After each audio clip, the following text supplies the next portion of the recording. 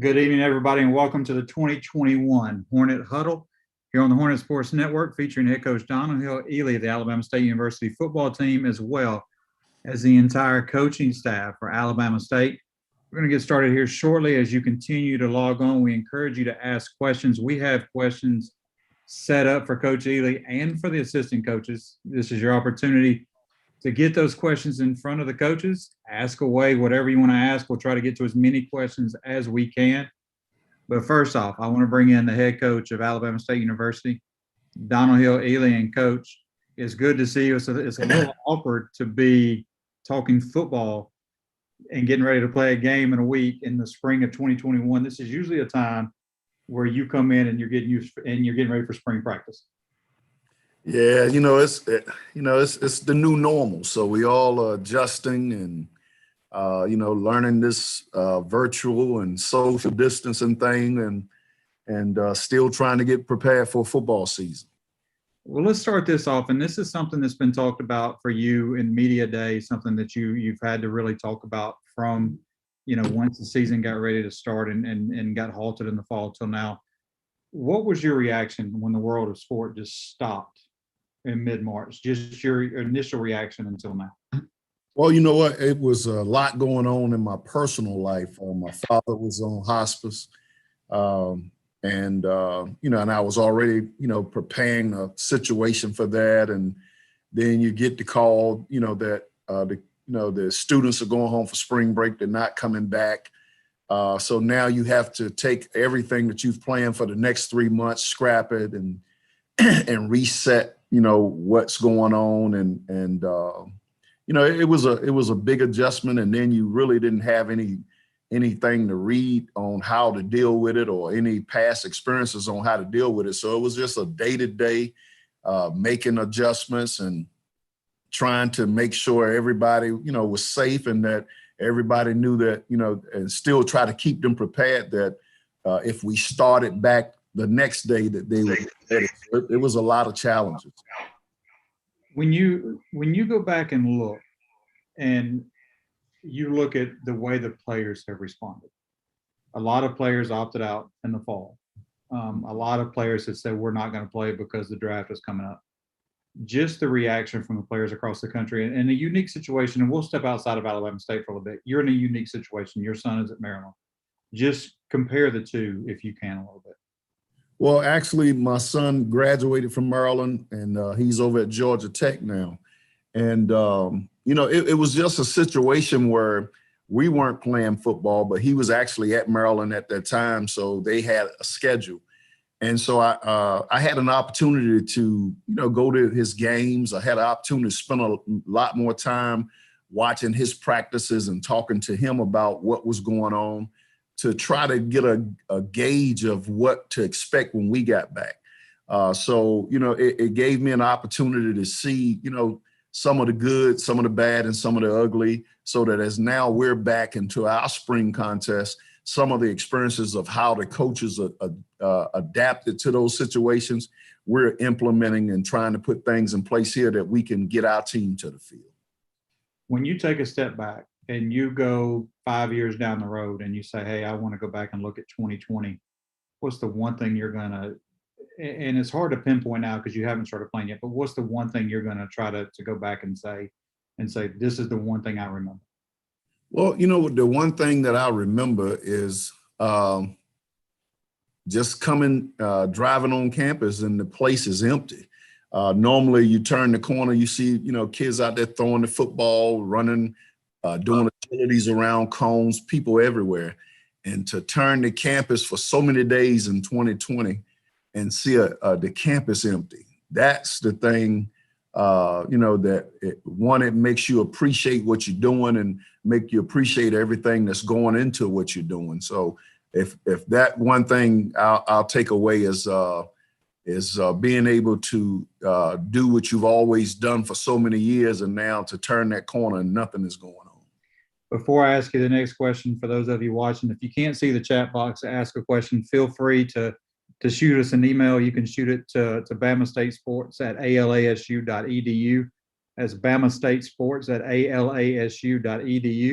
Or you can shoot us a message on Twitter at Bama State FB.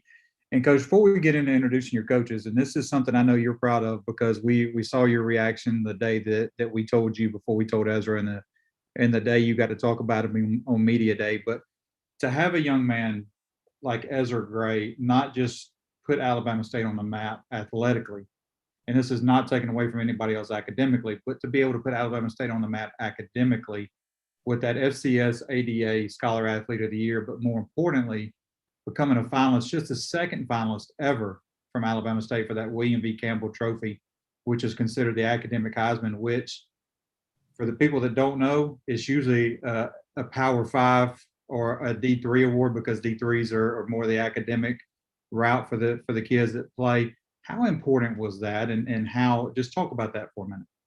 Well, I mean, anytime you get an opportunity to have others observe not only just your work, but to observe the work of the people that's involved in your program, I mean, that's what we all work for. And to have Ezra come in and represent our program and our school for being in a position to be up for the academic Heisman, as we call it, it meant a lot. But his doing that changed the culture of our academics as far as our team. I know everybody's eyes was on Ezra as he had the 4.0 and was up for the award, but collectively we had 50 young men who had a 3.0 or better. And now we get a chance to make them, to help them to understand that being able to get good grades and play football is obtainable. And that's done through being able to have a guy like Ezra Gray and being able to have people acknowledge him for what he's done and the scholarships and everything else that he's received because of that. You bring up and you use the phrase all eyes. What about, and I just said we want to introduce your coaches, but let's ask this question. You talk about all eyes. You're going to have a lot of eyes on this program in the spring. All of your games are now going to be able to be seen most nationally, one here regionally, locally, ESPN3, ESPNU, and the CW Montgomery. How important is that, especially in this period of not being able to get guys to be able to come on campus and not being able to set eyes on anybody, for your program to be able to be seen as many times as it's going to be seen in the spring? Well, visibility is the key to all. To be able to put our program on a national map and to have the audience abroad, we're able to allure more recruits to our program so that they can see the brand of football that we have, but more importantly, they can see our brand of educating, of what we do in educating young men and young women across the country. So I think it's a win-win for everybody that's involved. Well, we'll go ahead and do this. We'll switch it over and we'll switch and give you a break a little bit and let the coaches introduce themselves.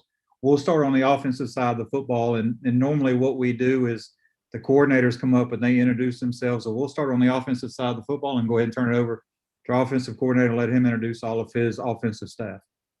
Hey, my name's Joe Blackwell. I'm the offensive coordinator in for my second season. And what I'm going to do first is introduce the guys that have returned.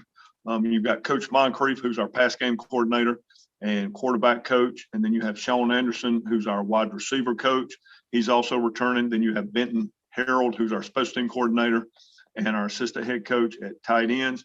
And then new this year, we have Ashton Green, who will take over the offensive line for us.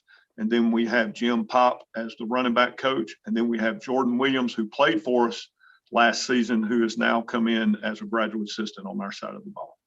Before we move to the defensive side, Joe, why don't you call them and let your new coaches and even those guys that have only been here a year, just kind of go down the roll and let them introduce themselves, and that way they can give a little background on each one of them. All right. Go ahead, I'm going to let you pick. You start it how you want to start it. All right, Jim, go ahead.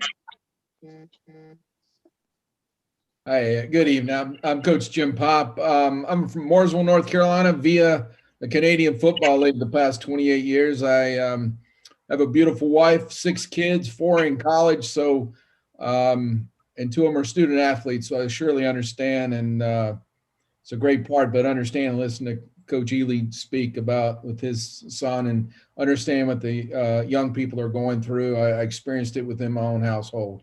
But I've been fortunate to know Coach Ely for over 25 years, and we've been able to share a lot together. And I'm just happy to be part of this staff and Coach Blackwell's offensive side and all the coaches. Appreciate it. Coach Green. How's everybody doing? Coach Ashton Green. I'm from Jennings, Louisiana. Come here last season. I was at Prairie View A&M University. I've been in the conference for the past 4 years. Played at Grambling State University, so I know about the conference. I'm very versed in the SWAC, so I'm excited to be here. Excited to work with Coach Ely. Excited to run the football, of course, and very intent on playing football this year. And I'm hoping we have a great season. Thank you. All right, Coach Moncrief, why don't you reintroduce yourself? Hello, everyone. My name is Richard Moncrief. I'm a native of Montgomery, Alabama, graduate of Clemson University. My wife and I, Carla, we are the proud parents of 3-year-old son, Joey, and I have 2 daughters, one who's a graduate of the University of Alabama, Birmingham, and my youngest daughter is at that other school up 85 North, Tuskegee. I'm excited about the guys that we have. Looking forward to a tremendous spring season, and go Hornets. Coach Anderson, why don't you go ahead? Good evening, everyone. My name is Sean Anderson. I'm the wide receiver coach going into my 2nd season here at Alabama State University. I'm a native of St. Louis, Missouri. As everyone kind of said, I actually have a son that goes to the University of Missouri, as well as a newborn son, Chandler Anderson, who was just born on the 22nd of January. So it's a great opportunity to be here at the Alabama State, getting to coach the wide receivers under Coach Ely, as well as Coach Blackwell. Thank you. Coach Harrell. Good evening. I'm Benton Harrell. I'm from Augusta, Georgia. Coach of special teams and tight ends here. I'm just excited. I'm ready to go to work. The kids working hard. Go Hornets.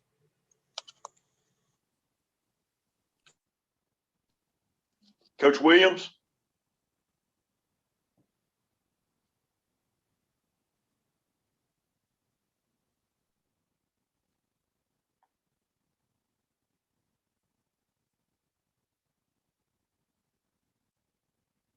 All right, we got everybody, Joe? Yeah, we got everybody. All right, we'll move, and since we've got Coach Harold who just introduced himself, we'll skip from the offensive side. We'll get defense in a second, and Coach Harold talk about the special teams a little bit. Obviously, you got a place kicker returning, your long snapper returning. You signed a local kicker here from the Montgomery Pike Road area, and then you've got to replace Anthony Craven, who was on that Ray Guy watch list. Talk about special teams just a little bit, if you will. Yeah, I'm excited about those guys. They've been working hard over the break. Every time I get a call, they trying to, even during this time where we, things was locked down, they was trying to find a place to work their trade. And sometimes we got calls from places they weren't supposed to be. So those guys been working hard. Excited to see them compete. We got some newcomers, like you mentioned. Aubrey Grace is going to be good for us. Kid got a strong leg. We got another transfer, Cosman from Troy. Both of those kids got strong legs, and we're going to be able to do some different things with those young men. In the return game, Ezra Gray, of course, everybody knows about him, but we got some younger guys that's going to light up the conference. We got some more explosive kids that can run. So I'm excited to see those guys play. They're hungry for it. So it's going to be interesting. It's going to be really exciting. I'm ready to get the fans on their feet in the stands. So it's going to be good. We'll go ahead and Coach, we appreciate that. We'll go ahead and turn it over to Travis Pearson and let him talk about the defense a little bit, and then let him talk about his defensive coaches, and then let them introduce themselves. Travis. Good evening, everyone. Travis Pearson, defensive coordinator, Alabama State University, proud alumni of Alabama State University. This is going into my 3rd year here, my 2nd as defensive coordinator. I really enjoy what I do. I really enjoy the guys that I work with. And what I look for as a defensive coordinator, we got a motto: hit and run and count to 3. And that's what we try to do. We try to count and balance ourselves so we can get our ducks in a row, so to speak, and then make sure we're on the same page. I have been blessed to work with a bunch of good family guys on the defensive side of the ball that really put in the time and put in the work. Everybody's adopted to the same philosophy. Everybody's here to win. Everybody's here to make old Mother Dear the best that we can possibly be. I am married, have a wife, and 3 beautiful children, my daughter being the eldest, and 2 sons. And so that's enough about me. So we'll talk about the staff who makes this thing go. Let's start with old Tracy Buckhannon.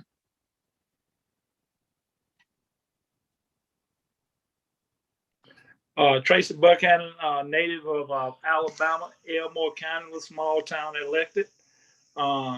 Been coaching college football now about 6 years. Stops at South Alabama, the other school, Alabama A&M, up on the hill. Hope they'll fall off that hill pretty soon. I'm spending a little time over at Faulkner and just real blessed to be here at Alabama State. I coach the inside linebackers. And like Coach said earlier, go Hornets.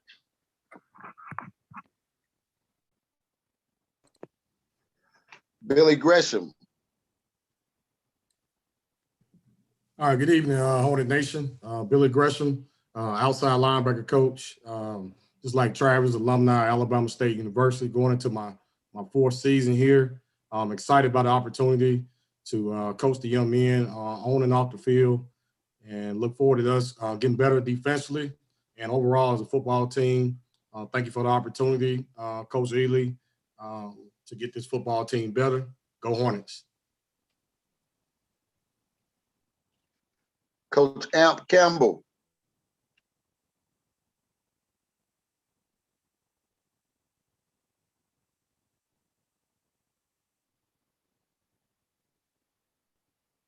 Coach Campbell. Oh, sorry, I have talking with the mute on. My name is Coach Amp Campbell.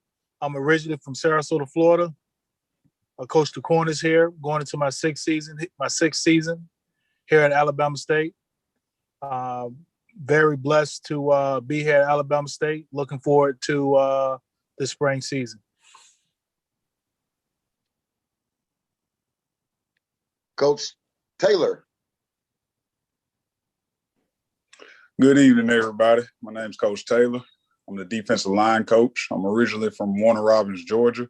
I'm going into my 2nd season here at Alabama State University. Just looking to build off of the strides we made in our first year here, going into this spring season and into the fall. I'm very excited about the group of guys that we have defensively and on the defensive line, and I look forward to this spring season.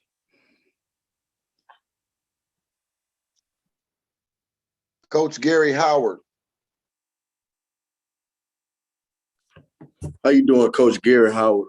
Originally from Houston, Texas, 2-time graduate of the Alabama State University. I work with the D-line and also do on-field recruiting. Just excited to be here for my 4th season. Go Hornets. Coach Kobe Jones. Good evening. I'm Kobe Jones. I'm from Denellen, Florida. I recently played with Coach Pearson, and I recently graduated from Alabama State in 2019. And now I'm coaching with Coach Pearson. I'm excited to learn from all these coaches. There you have it, Travis. That's our staff. So you've seen the offensive side, you've seen the defensive side, you've seen the special teams. Coach Ely, I think there's one guy on here that stays behind the scenes. We'll let him introduce himself. And that's Joe Wright, Director of Football Ops. Good evening, everyone. Name is Joe Wright, Director of Football Operations, originally from Petersburg, Virginia. Married to my wife, Aaliyah. We have one daughter, Alea. Just glad to be here, blessed to be here. And knowing Coach Ely now for 20 years. Excited to get this program going and go Hornets. So, Coach, now that we've met the staff, let's get back into some Q&A. We've got some questions that have been asked, but we'll start like this. Conference only scheduled in the spring.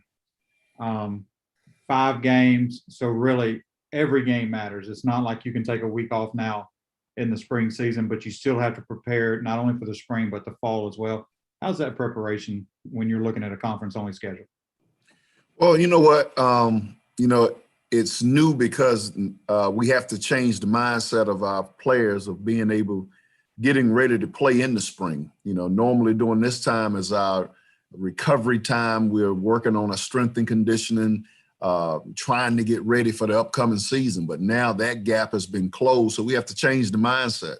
A lot of, different preparation that has gone into the spring, from how we practice to even using this time to get our young men ready to play. We had a freshman class of young men that came in 2019 that never got an opportunity to take the field with us, that's out there now getting reps. So they missed a whole year of development. So, it's a little different deal, and going against 5 teams, they all have the same problems we have. So it's not like we're on an island and we have a situation that they're not all experiencing.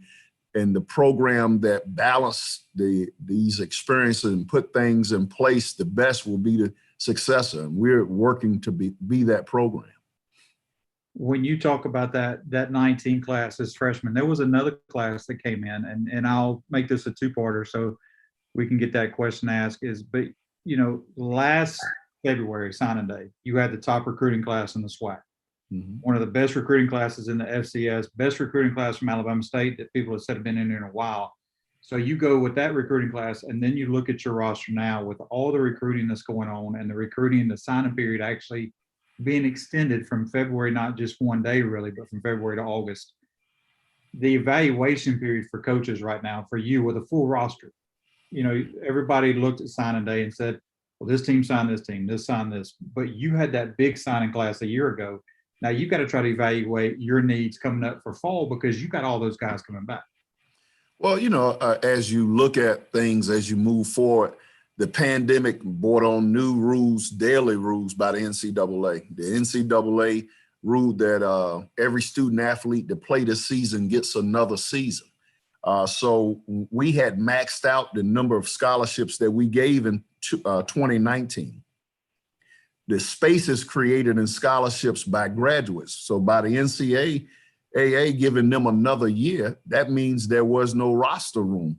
And now they gave you the option where we could cut student athletes if we didn't want them to come back and get them to matriculate on. But I asked a lot of the fans that say, well, why didn't you replace this kid?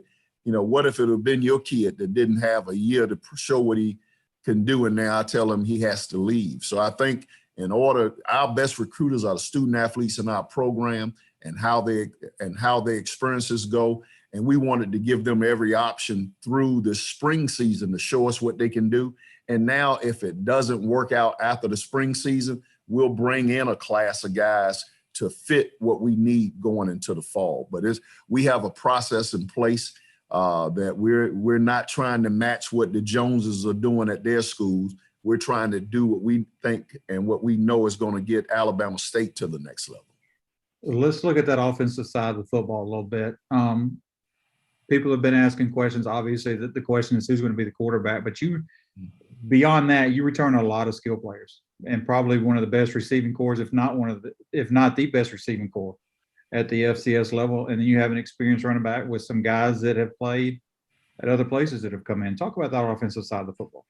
Well, again, anytime you have a Mike Jefferson, Booker, Ezra Gray, Ja'Cory Murray, we have the skilled personnel around whoever we put at quarterback.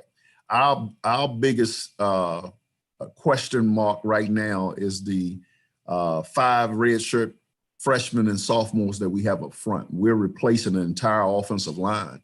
And, and as everyone knows, your team goes how the trenches go. And we are more athletic and probably more skilled than what we were with all the seniors we had. But one thing that these guys lack is game experience. And that's something that we're going to definitely benefit from the spring. And we feel that these guys are athletic enough and their football IQ is high enough that we can go in and get things done this spring and for the rest and also for the fall.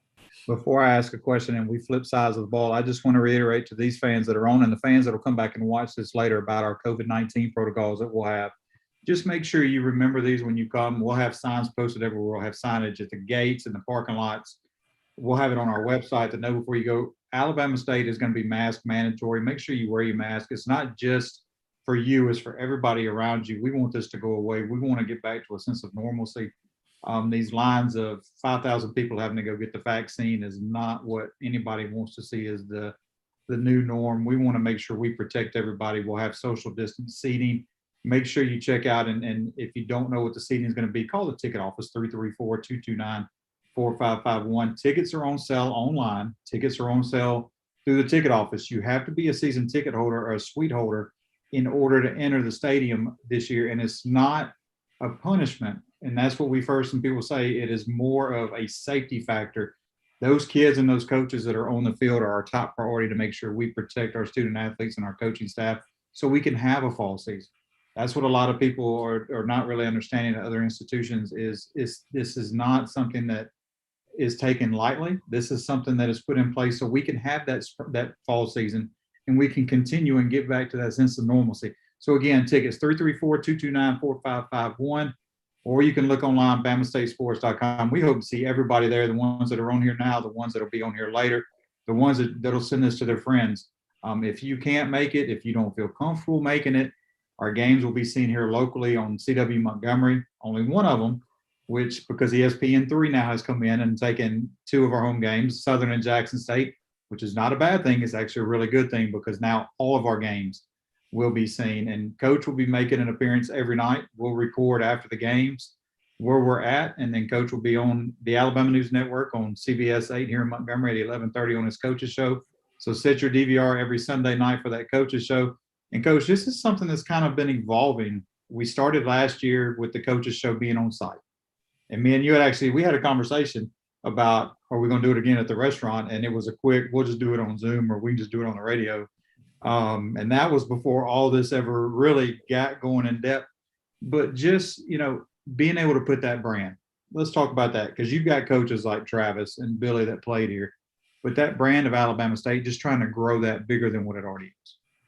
Well, you know what? Those two young men, like I say, played here and have a passion and love for Old Mother Dear like no other. But the way that the program is set is that, we're building the men that have come through our program. That's why you look at a Gary Howard, Jordan Williams, and Kobe Jones. These guys played here, but now we get an opportunity to bring them into coaching and teach them the trade at their school. That now we're actually, as they say, the cubby is not bare. We're keeping guys coached up so that now we have a pool of guys to pull guys from as coaches leave to get to bigger places or to their goal. So that's always good to have alumni here that can be able to keep the traditions of the program protected. Let's switch to that defensive side of the football. A lot of names people will recognize are back. Christian Clark. And I know I'm going to forget some. Andrew Ogletree, Bubba Adams, Nick Terry, Keenan Isaac, Natron Culpepper, Ershad Davis. I mean, the list goes on. That's just 7 names really right off the top of the hat that you can name on that defensive side of the ball. And that's a defense that tries to get to the football a lot. Talk about just having those extra 5 games with that defensive unit to get stronger. Well, I think as you look at it, this is probably the first time in a long time that the guys are able to play in the same scheme. And, most of the time I don't even go down on the defensive side of the field. All I do is listen to Coach Pearson. If he's yelling and cussing, then I know we got work to do. If he's quiet and smiling and high-fiving, then I know that blitz he done dimed up to hit home. So, I'm good on that end. Those guys get those guys playing fast, and most of the time I just stand in the middle field and laugh. And then as things transpire, those guys are doing a great job of getting the talent in the right place and making things happen. And one thing that I noticed this spring, I don't hear Coach Pearson yelling a lot. So that tells me that the guys are understanding the system, and now they're getting things done because we're getting the reps done. So I think when people come watch us play, they're going to see some tenacity. They're going to hear a lot of thumping. They're going to see a lot of people moving around and a lot of things having fun. We know that all teams that win championships, it starts with defensive play. If you can't score, we win. And we take that motto as we move forward and look forward to some great defense this spring. All right, I got to ask you this because it's a defensive offensive question, and it's just so the fans know because they can't come to practices. But when you start having one-on-one drills, defensive backs versus wide receivers, linebackers and running backs, 7-on-7, when you look and break down that one key thing, what's the one that you always look at and have fun when you watch it? Just the competition. One-on-ones and those things are mainly confidence builder. If we can, when we take a Mike Jefferson and go against a Culpepper, all we're doing is looking for them for what they do to put on film to show the younger guys that this is how you work, this is how you prepare. Because you got good versus good. You got a guy that know how to flip his hips, come out of break. You got a guy that know how to stem and drive out of a route. So all we're doing is sharpening their skills, but we're teaching the younger guys on how to prepare and how to get things done. It's not too many times you're going to be in a game where they're running cover one, which is your one-on-one coverages. But when you can teach guys to get open with man versus man, it transpires into the game to build their confidence to be where they needs to be. So, a lot of the drills are to build confidence, but in skill, that's all. We've had the opportunity probably the last 3-4 years to be on national television and to try to tell stories of the young men that have come through the program. And one of them is Christian Clark.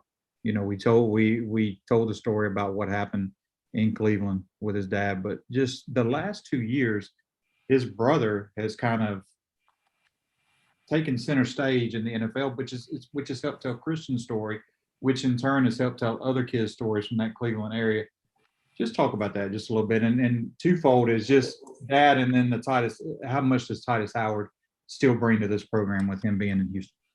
Well, first of all, with Christian Clark, it's unfortunate what happened to his father, in Cleveland and losing him in a fire and for a young man that had to go through that. But the one thing that you can always find at a historical Black college program, the guys we serve have a lot of problems, and not all of them, because those days have changed. But you have a lot of guys that have a lot of life-changing experience that really make them better in the end. And when you ask stories about guys who have those experiences, the emails flood with people that they have compassion for what Christian has gone through. But I get more emails from guys that have other experiences and say, that seems like a place where I can go and people have, and the school has things in place where I can be successful. So you tend to inherit a lot more of those same young men because you're talking about people coming and being able to be strong in adversity. And that's what Christian has done. He's a graduate, playing out of his grad year, and has gone through, a remarkable change. Christian lost about 30 pounds in the off season, and he's really stepped his game up. So we're looking forward to having a great spring. Titus Howard is a guy who, again, loves Old Mother Dear, came here as a walk-on and first round of the NFL draft, but he constantly, calls and talks to the linemen. He and Jordan is best of friends. So to have a guy to be able to make millions of dollars a year to still be on touchable basis with the players, when the players see him come around, he's not coming in town hiding out. He's coming over here to let these guys know that his spot that he has in the world is obtainable. When you talk about that spot being obtainable, it's not, people need to realize it, and I think they do, but it just gets lost over time. The list of young men that have come out of this program and gone on to the NFL, the list of young men that have come out of this program and gone to the CFL, not just that, but the list of the young men that have come out of this program and become great fathers, great professionals. Just when you go back and you look at that, I mean, obviously the guys in the NFL, you got Reggie Barlow, Eddie Robinson, Michael Coe, Titus Howard. I mean, Jalen Ware, the list can go on. We can be here all night talking about that list and the list going to the CFL, but just grooming the young men to become great fathers and great professionals and great husbands. Just talk about that a little bit, because I think sometimes that gets lost when you're talking about football. Well, I think it's our job as educators, for one, that's what we are first. Before coaches, we're educators, and not just educators in subjects, we're educators in life. We have to take what we're teaching on the field and relate it to the other side of campus, so that it's an educational moment for growth. And these men that we have assembled have done that.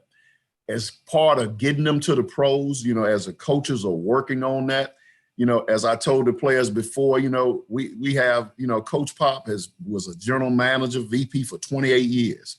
So what we wanted to do, even in hiring him, was put him in a position where we have an exit strategy for our young men. Somebody that can call general managers on the phone and say, hey, I got a kid here at Alabama State I need you to look at. So we have to use the resources that we have available, and his resource of being able to call folks in those front offices is going to be a plus for Michael Jefferson, Ezra Gray, and those guys that can reach that area of the professional league. But the thing about our program is that we may have 1% or 1 or 2 every other year to go to the NFL, but we have 20 that will graduate and be professionals of some kind. So we don't want to sit here and put our focus as some other coaches. We want you to get to the NFL on Sunday. We want you to get to the NFL every single day of your life, whether you're a banker, accountant, social worker, whatever that you do. We want to prepare you for that profession right here at Alabama State. We've got a couple questions from fans here, and a couple of them you've already answered. You talked about the offensive line, about that they've got to get some game experience because you're replacing everybody. This one's on the defensive side of the ball, just adjustments to improve the run defense. Well, I guess, you would have to figure out who said the run defense is bad. So, again, as you look at the run defense, it's all about personnel. It's about putting guys in the right place. So, we'll close the gap as we always do, whatever those numbers were. And I can't even tell you what they were. Whatever those numbers were, we'll continue to close the gap in every single area, whether it's run defense, run pass, or whatever it may be, going forward. On that defensive side of the football, one thing that people kind of lose sight of is you've had defensive backs graduate, you've had defensive backs leave, but your experience level in that defensive backfield, because you have so many guys that play, is probably the best in the conference when you look at it based on just that personnel. And the three that really come up, and then you've got a lot of guys that come off the bench as well and play, but you've got Natron Culpepper, Ershad Davis, Keenan Isaac, and a lot of people have said Natron may be the best cover corner in the conference, but just those three. Just talk about those three a little bit. Well, I mean, you got length. We take away the 50-50 ball because you got guys 6'2". Before we had guys 5'8", 5'9" playing on the perimeter, and people took advantage of it with 6'4", 6'5" receivers. And now we've got length on the corner that can run, turn, get out of the break.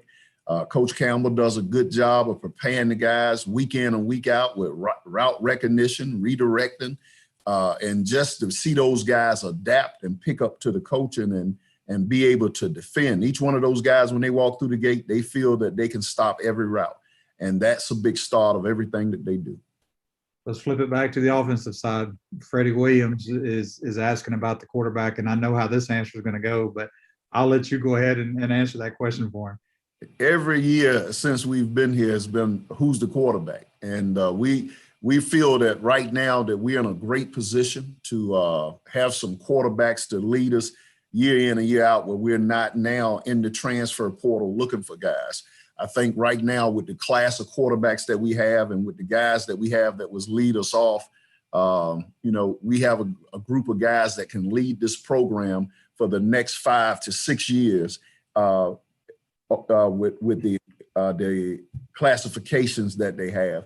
And the great way to find out who the quarterback is going to be will be Friday, 6 o'clock on the versus Southern. Which is kind of where I thought you were going to go with that question to begin with. I thought that's how you would start that answer off. Well, everybody want to know about the quarterback. We need to let that sell some tickets for us. So if you want to see him, get your season ticket and come on, check him out. Let's talk special teams. Coach Harold talked about the Hunter Hanson, talked about Luke Barnes, talked about Aubrey Grayson, and just that collective group. But you've got a unique situation with a kid, Luke Barnes, that can become a viral sensation at the drop of a hat on social media. He'll snap a ball from the top of the stands. He'll snap a ball through a cup-size hole on the bleachers. Talk about just how that is with him and how much he likes to have fun with the game of football.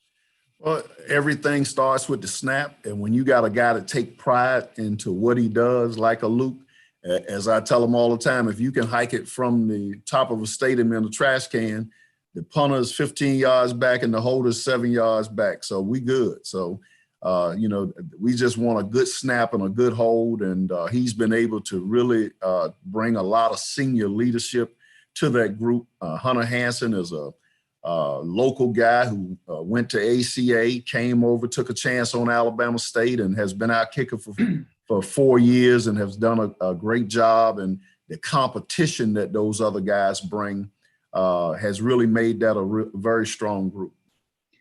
When you go back and you look, you've got 3 out of your 4 kickers are from this area, from the River region. What does that say about the kicking here, that you're able just to grab, to pick up 3 from right here in the area, 2 that you signed and 1 that transferred? Well, it's a lot that, the young men want to be a part of it. These young men are from the local area. They didn't opt to go to schools outside the region. They wanted to keep their strengths with them. When you look up in the stands and before the pandemic and you see 20 and 30 people coming from their high schools and family members coming, that stuff gives you a lot of confidence. And Hunter Hanson and Aubrey Grace, those guys will get a chance to continue to have those experiences right here at Alabama State. When you go back and look at your roster, you said last year that there's a region, basically, how many miles away from campus that you look at for your roster, and you've done that. You've pulled those kids in from that area. How important is that to be able to build the same thing? You're getting kids and you're getting parents, high schools, but just being able to lure those people in that have been going to other schools. Well, you know what, as far as the competition on the field, we play some good football in this region, and to be able to get these young men to choose Alabama State is a plus. The benefit to regional recruiting, even though we can go across the country, but the benefit of having a higher population of regional players, I think it'll show a lot, one, in your enrollment, but more importantly, in the amount of money that's coming from game ticket revenue.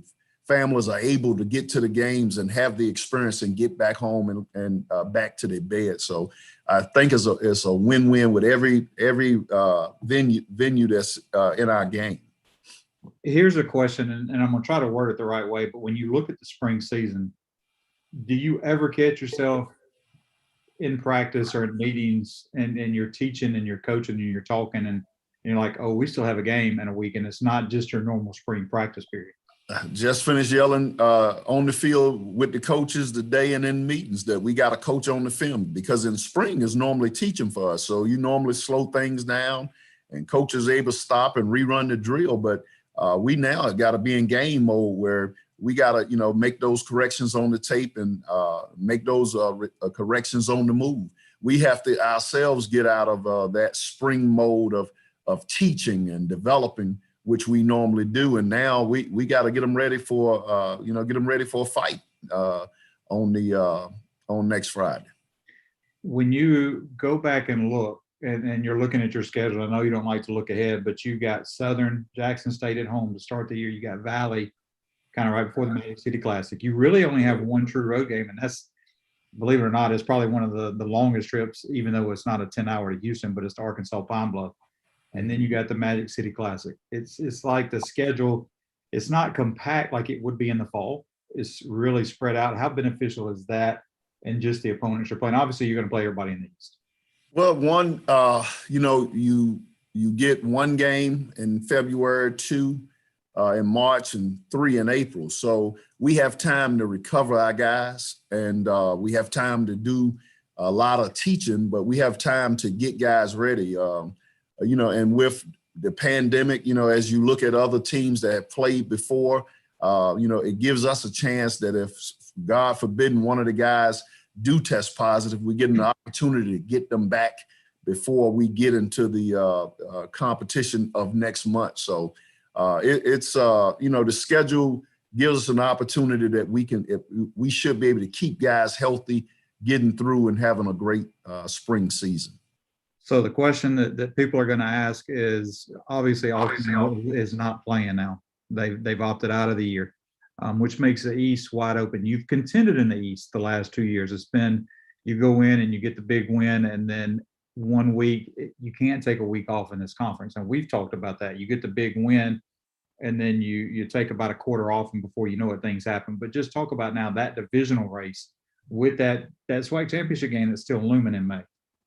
Well, you know what? We open up with Southern, who was in the SWAC championship game, and then prior to Alcorn, opting out, we would have had Alcorn. So we'd have had the SWAC championship competition for the first 2 weeks. Mm-hmm. Alcorn felt that their situation, they wasn't safe enough to play, and we support them and what they're doing. The conference ruled today that the game will be counted as a forfeit, so it becomes a win for us. But more importantly, it gives us an opportunity to do some great teaching coming off the game from Southern and getting ready for our next game versus Jackson State. So, I think the schedule itself, it gives us an opportunity to really, as we say, with all our young guys, really get some great teaching in. Well, Coach, I'm going to ask you one or two more questions, but again, I want to reiterate the COVID-19 protocols just so everybody understands. Mask mandatory at Alabama State. It's not an option. If you walk on campus, you must wear your mask at all times, inside or outside. That's for protection for you and protection for the person next to you. Season tickets, you must have a season ticket to get in. 334-229-4551. You can go online to the Alabama State University ticket office. Go to BamaStateSports.com. Tickets are available there as well. You can call the ticket office and ask them how the seating will be. The band will be situated in a different side. The student section will be situated in a different section of the stadium. Fans will be spread out all the way through from top to bottom. It'll be the same thing in the press box. Press box will be, media will be spread out. Coaches will be, more spread out. But again, at the end of the day, it's for protection for everybody involved. There will be no tailgating. So those of you that have been asking about tailgating, no tailgating on campus. We ask that if you're coming, you come to the game and come in and support the Hornets and support the student athletes. We do have a question and I think we've talked about this a little bit. How excited are you about the ability to have football during the shortened season? I mean, just to get back out on the field, and to see the young men run around, that's their safe haven. And as coaches, that's our place of work, and so to get back and be able to roll up your sleeves and, and teach our young men and to get them back is great. And we're looking forward to the spring, to really get these guys ready for some great competition. And Coach, you talked about this during media day when you had to send these kids home in March, April, May, and then really worry about what they had going on at home, especially with the food situation in some places, and just making sure they all got back and were taken care of on the way back. Talk about just when you had to tell the guys to go home. It's not, you like you said before, you have personal stuff going on in your life, so you're trying to balance being a head football coach, being a father, being a son, and then trying to worry about these kids at home for 8 to 9 months.